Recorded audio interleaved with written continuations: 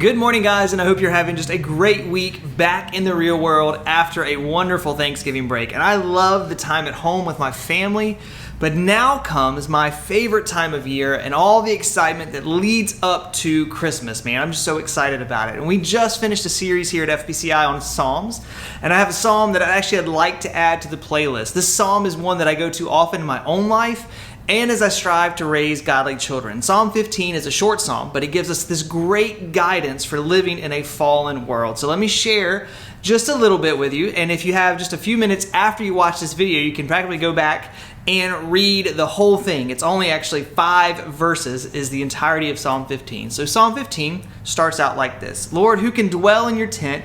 Who can live on your holy mountain? The one who lives blamelessly, practices righteousness, and acknowledges the truth in his heart, who does not slander with his tongue, who does not harm his friend or discredit his neighbor, who despises the one rejected by the Lord, but honors those who fear the Lord, who keeps his word, whatever the cost. And that was actually all but the last verse, and that's how short Psalm 15 is. But in it, and there are some major life application points, and I want to share those with you. David opens with a question of who can be in God's presence, right? Those who live out the model of Jesus, blameless, righteous, and truthful.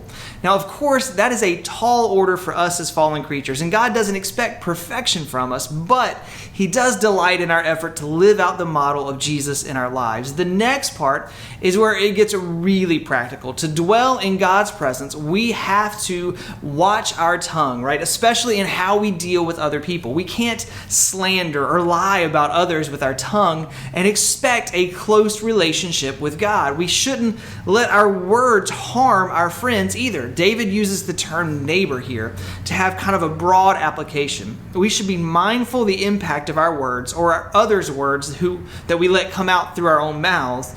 And they have the power to hurt other people, right? And ruin our integrity in the process. The last line is one of my favorites and something I consider part of my core values in life. To dwell in God's presence, we have to be people that keep our word, whatever the cost. You know, the world that we live in laughs at this concept, really. You can keep your word as long as it benefits you, and then as soon as it gets uncomfortable or not advantageous to us, man, the world just says, ignore your promises, ignore your commitments, look out for number one, look out for yourself, right? And that kind of behavior, guys, it leaves us bouncing around from situation to situation with no foundation in our lives. As children of God, desiring to be in his presence constantly, we need to be sure that our lives line up with what David shared in Psalm 15. We have to not only pay attention to our words, but our actions, as they oftentimes speak louder. And then we have to prepare for battle because, guys, a life lived in this way is going to bring opposition from the world. It's to be expected.